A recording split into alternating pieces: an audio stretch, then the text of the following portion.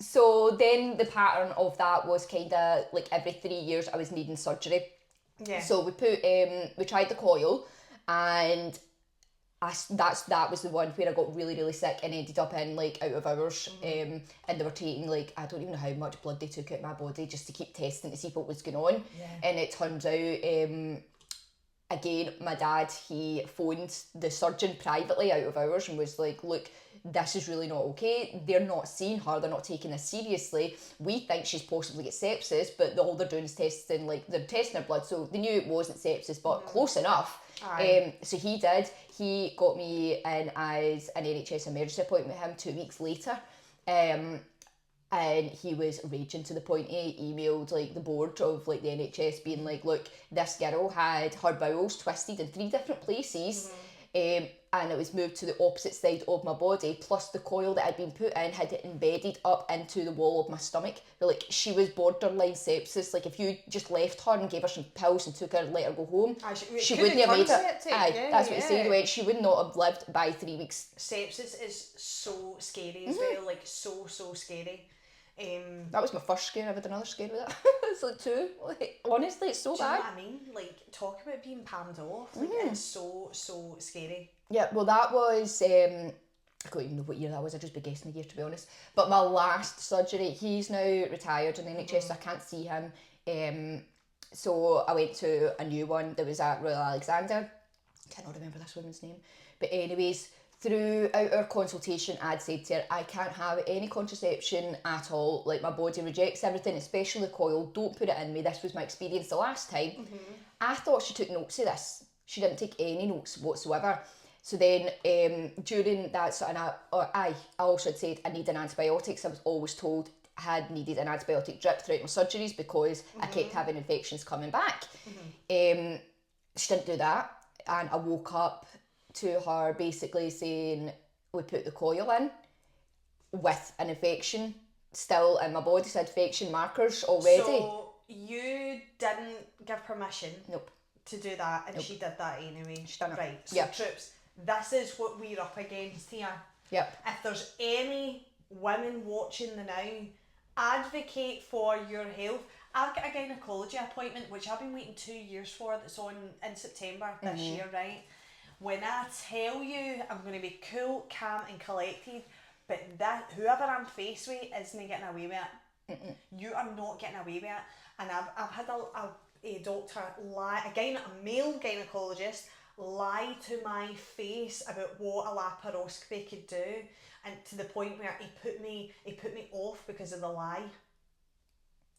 He lied. A doctor lied to my face, but I didn't know he'd lied. I just thought, well, you're the expert, so you would know. Sometimes these doctors aren't doing that, by the way, and see, by saying this truth, because I'm sure anybody watching has felt palmed off by a doctor before, whether you're male or female, by telling the truth. It's not a bad thing to tell the truth. Sometimes you need to tell the truth. Yeah. Do you know what I mean? Like, stand up for yourself. Call people out. Yep. Well, see, to be honest, there's only like a handful of actual endometriosis specialists in Scotland. 2 of them are at Ross Hall. But I don't know how much it'll be with them for an excision surgery. I mean, thousands. But it's going to be like thousands. 10 grand at least, because it's a really invasive surgery. Yeah. So whereas in, I want to say it's Romania and Poland, they've actually got endometriosis hospitals where every doctor in there, that's what they do. That's what they deal with. So Stacey went, and that's my sister, she priced up, she emailed them and got like a quote for this surgery, like, and what was involved. So I think I'm sitting around 12,000 to be able to do that. Yeah. So that's my goal now. That's where I'll be saving up to go do that and go somewhere that actually knows what they're talking about. Yeah. Now, there is an endometriosis specialist, and I think there's one Glasgow, Edinburgh, and I want to say Aberdeen. Again, there's only like, if there's only like 2 or 3 endo specialists in all Scotland, they're kind of split between them, aren't they, really? So the wait list for them is long, but apparently, as well, what I've been told, you need to be stage 4 endometriosis and have your gynaecologist refer you to the specialist clinic. That's the only way of doing it. So so it's not even as if you can be like, I've got a really, really strong suspicion, I've got a strong feeling that this is where I'm going. Through the research I've done, through what I'm experiencing in my body, you can't just be like, oh, can I get an appointment? No. It doesn't work like that. And as I said, I got so disheartened after this lawyer, after this doctor lied to me, that I didn't go back to the doctors for 4 years. And then 2 years ago, I was just like, I'm not having this. And then I was talking to the doctor, and as I was telling her about this doctor that lied to me, I actually burst out crying, because I was like, oh, I didn't even realise that doctor lying to me had affected me so much. Even now, like, I can feel my eyes get a wee bit watery, because you just feel as if no one cares. Yeah. And it's so disheartening, because, like, I care. I care about women's health. Yeah. Obviously, I'm not a scientist, I'm not a biologist, I'm not anything like that. But I feel it's important to talk about it and like share our experiences. You think that in the care sector people would care, but it's sometimes ironic. You come across people in the care sector who are actually quite nasty. I know nurses who have been like, oh, some of the people I work with are like horrible bastards. Oh, aye. Horrible bastards. And I'm like, this is absolutely mental that they're under the care, like people are under their care. But when I went to the doctor, I got upset, because I was like, he just totally lied to my face and palms me off. And what happens if I've got something more? What happens if I've got some sort of cancer? Well, this is what worries me. He wouldn't do that laparoscopy. He lied to my face. That's what worries me with that. To manipulate me to say no to it. Because I was thinking, oh, this is really, I'm not going to be, if I have a laparoscopy, I'm not going to be able to have a baby, because he says, no, it's really going to affect your chances. And I was like, oh my God. No, it doesn't. No, it doesn't. And I found this out from another doctor a couple of years after. And I was like, oh my goodness, he lied to my face. So when I went to the doctor again 2 years ago, I got really, really upset. And she did care. You get really good ones. You do come. They're rare things sometimes. She's a GP in Carluke. She was so, so nice, and she was so concerned about me, because obviously I wasn't hysterical, but, you know, she could just tell that it was genuine upset. It wasn't, you know, me being anxious. So she referred me, and that is me just got that gynecology appointment, and that is 2 years. So you're telling me that many women are having problems with their area, that they have to go to and it's a 2-year waiting list. So this is what I'm saying. What is the similarities between us all?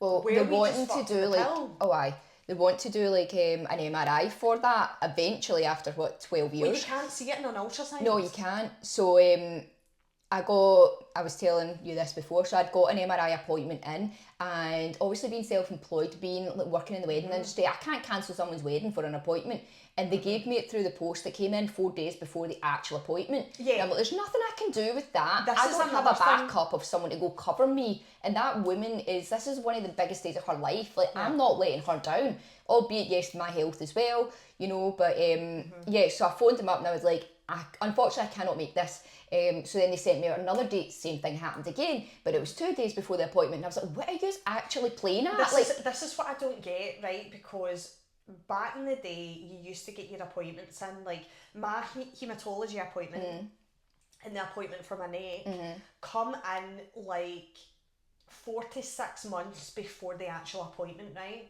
Like, I literally just got my haematology letter through for February for this year.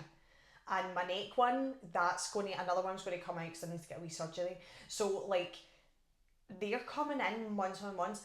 Gynecology is either a few days or, like...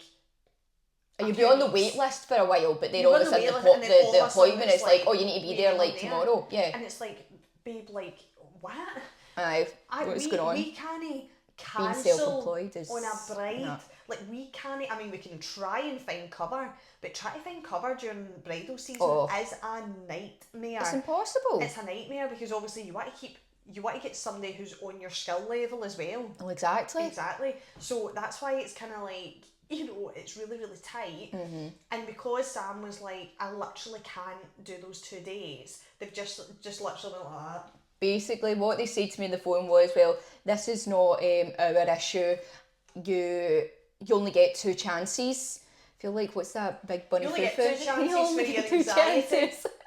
Your anxiety only gets 2 chances. You only get 2 appointments in. If you can't meet any of them, that's you. You now need to go back through the process again to get an appointment. So I went to my GP and I said to her, and she's like, not a chance, phone your gynaecologist and get back on the wait list immediately, because that's still like a time frame. You're still in the time frame.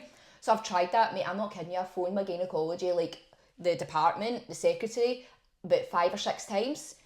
They will not answer me. I have left voicemails, like explaining the whole situation with my phone number, everything about it. They're not even getting back to me. And I'm like, so now it's gone out with my period of time to the point I'm now having to go through the process of the 2-year wait list to see a gynaecologist, to then for them again to re-refer me for another MRI. But also, if I don't have the MRI, I'm not allowed to go to the specialist clinic without an MRI. So now that's me put back again for the specialist clinic. So what's that then? Think like what, 2 years gynaecology appointment, add 6 months on then for the MRI, and then maybe another 2 years. We're talking maybe 4 or 5 years for me to actually get further again with this. And I'm like, what this system's fucked. And it's mental, because every single month without fail, and it's not just once a month, because me and Sam are really, really close pals. She is having flare-ups or potential infections, taking really, really strong painkillers in order to get through, going to your bed at like 6 o'clock at night just to rest. We're talking about this happening at least 5, 6, 7 times a month. Oh, it's constant. It's definitely like at least a week out each month. This is what's happening. Obviously, that's all spread out, so it feels like it's happening all the time. But if you club them all together, that is a week, and that's not even her period. It's not. That's not even her period. That's not her shedding blood. That's in between. Yeah, it's because it's near my, well, I believe it's near my sciatic nerve, because the pain I get, see, going down into my legs, like, it is intense. See, like growing pains when we were younger and it's behind your knees. I've got it here. It's constant, but it's all the way right down. Yeah. Aye. I'm not due my periods. I am, I'm in my follicular phase, so I'm just about to, next week I'll be ovulating. I've got uncomfortable pain, my bladder's a wee bit sore, and I was like, oh, maybe this is a UTI. Never suffer for UTIs, by the way, until this all started getting worse. I seriously think you've got it. I think it's on your bladder and your bowels. See this hip, and then down here, I can feel that growing pain down this leg right now. I genuinely think like that. I mean, it sounds to me like what I experience, especially like the brain fog side of things, because that's intense. Aye, and it's difficult because like me and Sam look young, fit, healthy. But they done a research on that though. People with endometriosis tend to be more attractive. They kind of look at the condition for cures. Thanks so much for doing that study for us, because that takes the intense pain away every month of knowing that we're a wee bit more good looking, possibly, than anything else. And also the other study was how partners of women with endometriosis, how they cope with it. Well, thanks very much. Another study done about men. It's got nothing to do. Now I know that is endometrial tissue. It's non-existent in men, is it not? No, men can get it. This is what they're now discovering, that men can actually have it as well. I'm glad to know that they know that men can get it, even though the main problem is with women. Yeah, right? I mean, it's not common in men. I think it's only, so far there's only, I think I've only heard like one so far that's been... It's kind of like how men can get breast cancer because I've got the tissues of tissue, right? Yeah. So it's a bit like that, but the main problem here is us women. And you can try and go to these clinics or whatever, but the main thing is you end up just wanting to go to Romania and pay the 12 grand just to feel like someone cares about you. Hey, here's £12,000, can you pretend to care about me? Do you know what I mean? It's bad. And then when you work that back, you think to yourself, well, the NHS is getting so tightly wound, like money wise, they're cutting down on things, the pressure's building, and it's obviously because they want to privatise it. Again, if they privatise it, the root of all evil is the love of money.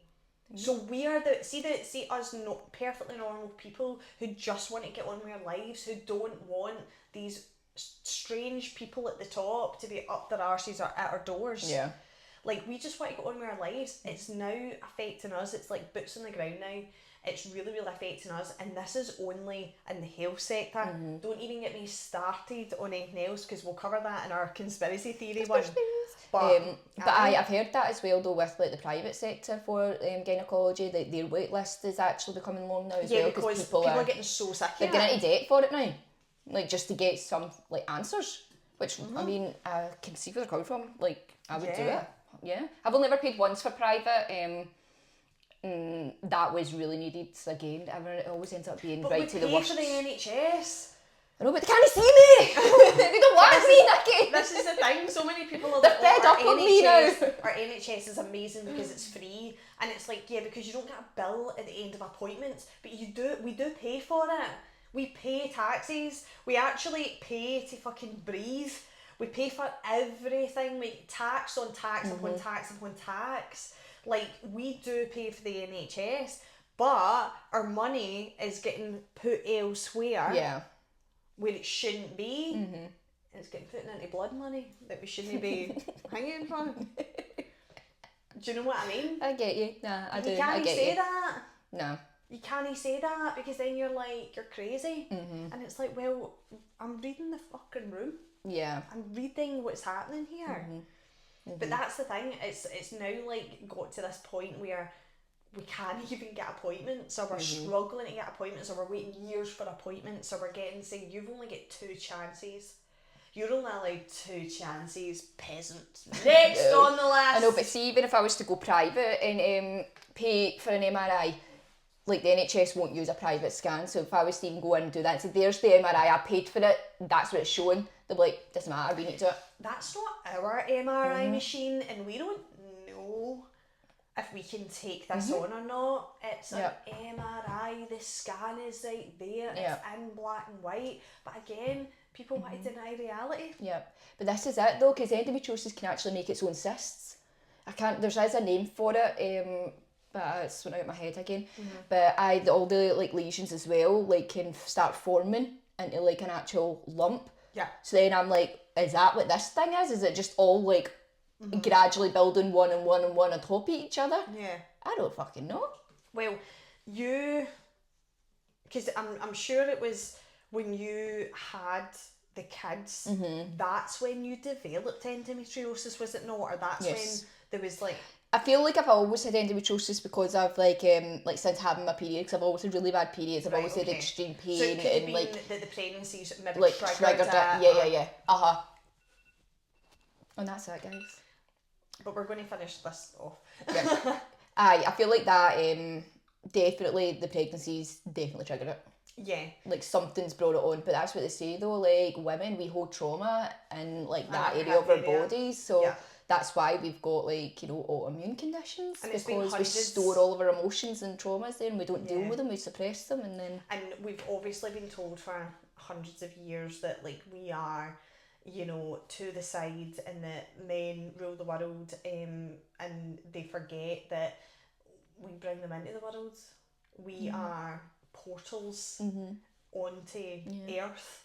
Like, there is no one without a woman. Yeah. So, but they used to worship women, like back in like the ancient kind of, was it Egyptian times? Like they did. Women were portals. Women were goddesses. We were the ones. You know, we bring life. Like we were like they were so protected and there's and also worshipped after. Like men and women, and that's it. That's it. Men have their pros and cons. Women have their pros and cons. It just works. They're meant to be together. It works in perfect balance. Like otherwise, they would all just be men. And they would just fall for the fucking sky or something. Do you know what I mean? Like, it's raining men. But the reality of the situation is there's men and women, and when they come together, we reproduce, and that's just how it is. Yeah. There's no other reality. That's just how it is. So we are just as powerful, just as worthy. I mean, you come across a good man, and you're like, hallelujah. When you come across a good man, a gentleman, strong, And you he's know what I masculine, mean, confident, a healthy but also like soft ways women lets us, you know, lets her be in her feminine, actually take care of her, take care of her, actually genuine, caring gentleman, like when you come across a good man, hallelujah, and see when you pair him with a good woman, that's power. That is power right there. Like I love all I think that. that's important though as well, like see when you are going through like stuff like this and it's these type of conditions like endometriosis, like that it affects your mental health as well, obviously it's your physical health. Like I have days where I'm like, what even is the point of me being here? Like I can barely function day to day. I feel like a lot of the times I'm not reaching my potential that I should be reaching as a mum. Like you get those like thoughts coming in of like I'm a failure. Even though yes, I have a thriving business, I've got great friends, my kids are healthy, you know, I'm still managing to go to the gym. I've got a lot of blessings around me. But there's those dark days where I'm just like, I'm a burden to everybody. I've got all this as like, you know, baggage. Why is, you know, like I feel like I'm letting them all down because I'm not doing what I expect myself to be able to do at this age. Like my body's failing me. It's hard to get through that. So see if you are blessed enough, you've got a partner who is, like we said, in a strong masculine energy that is supportive and nurturing and caring. That is a fucking blessing. See if you find one of them. Oh, where are they? They're rare. They're rare. I think like obviously we'll touch on this in the conspiracy theory side of things, but I think like the entire atmosphere, how everybody is on the planet now, it's very like fearful. We are fear. Like I'm fear. I'm fear. Like, and there's no harm in admitting that. Like, I just don't understand why we just can't live in peace. Like, I actually don't get it. I don't understand it. But that's because we're all just getting we're pitted loving and against each peaceful other. people, you know. But no, everybody's like that. There's people that do horrendous stuff in order to financially gain, or gain power, or reputation. It's crazy, but it affects everybody else. It's like a ripple effect, isn't it? It totally is. Right, we're off on a tangent again there. Yeah, but we did.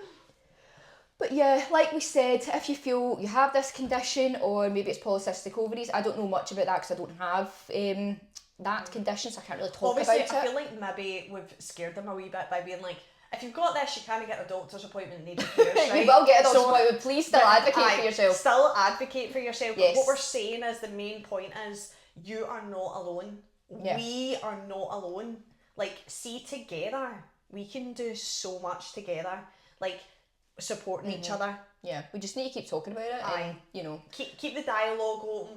Keep advocating for help. Keep knocking at the door. Keep going on and on and on and on and on about it. Because see, at the end of the day, somebody will answer the door and somebody will turn around and pay attention to you if you keep going. Yep. Like, keep going. Don't give up. Nope. Anyways. Nope. We love you. Have the best day. Love you. Bye. Bye.